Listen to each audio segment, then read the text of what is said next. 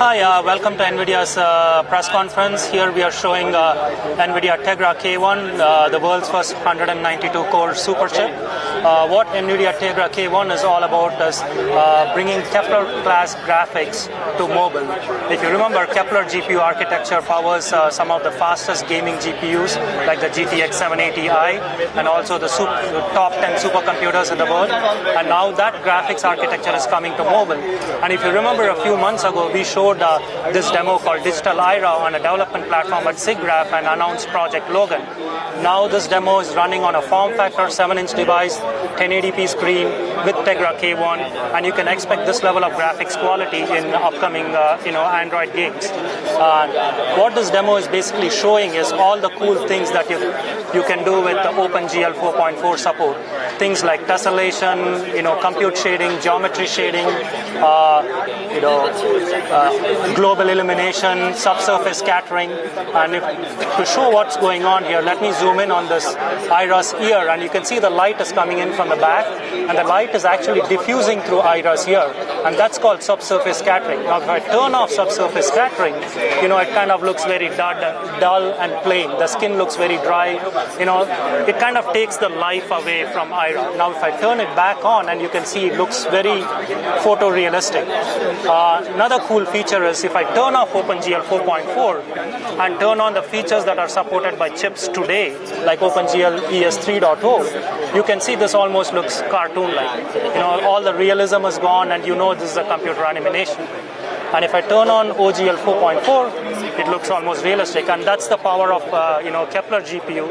And this is what kind of graphics that you're going to see in mobile devices powered by Tegra K1. So as you may have heard, Tegra K1 comes in two versions. There's a 32-bit version that contains a quad-core Cortex A15 CPU and a 5th battery saver core, and there's a 64-bit version that has a dual core Denver CPU, and the Denver CPU is our own custom CPU that has been developed by us.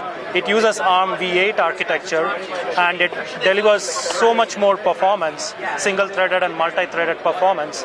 I'm very excited about it, and it's going to power a whole range of devices, and it's going to bring desktop-class application performance to mobile devices. This demo, obviously, this tablet is running the 32-bit version of Tegra K1. Here we are showing what is possible with tessellation. Tessellation is a feature by which you add a lot of detail to a graphics image without consuming a lot of computational power, and thus saving battery life and things like that. For example, let me pause this video and zoom in on this area. Now here tessellation is enabled, and you'll see that the ground is looks very real. There's a lot of bumps, a lot of detail to it. Now if I turn off tessellation, it kind of looks very flat and doesn't look very realistic. Now let me show you the wireframe model for this, and here you can see with tessellation turned off, the triangles are pretty huge. And the reason the triangles are huge is in current processors, if they were to draw tons of triangles, it'll consume a lot of power, and it consumes a lot of CPU performance, and you won't get smooth gameplay.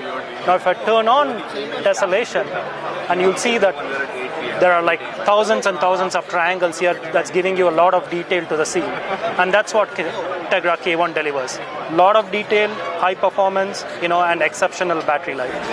What we are showing here is a demo that's using the Unreal Engine game engine. And it's a living room scene that uses a lot of advanced features of Tegra K1. And you can see there's global illumination here, high texture detail, high geometry detail, a lot of subsurface scattering. Let me try to, and you can see how all the light bounces off the walls.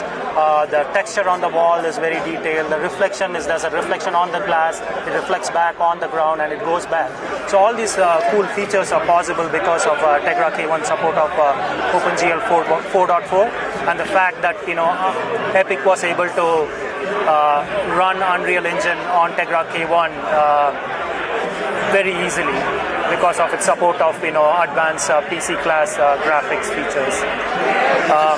Some of the other features of Tegra K1, obviously outside of graphics, is there are two versions of Tegra K1.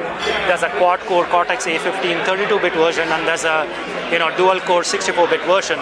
Tegra K1 also supports 4K video decode, and it can also simultaneously drive a 4K, external panel and a local panel. So you can expect 4K tablets powered by Tegra K1. It supports 4K video decode at 30 frames per second, high-profile videos.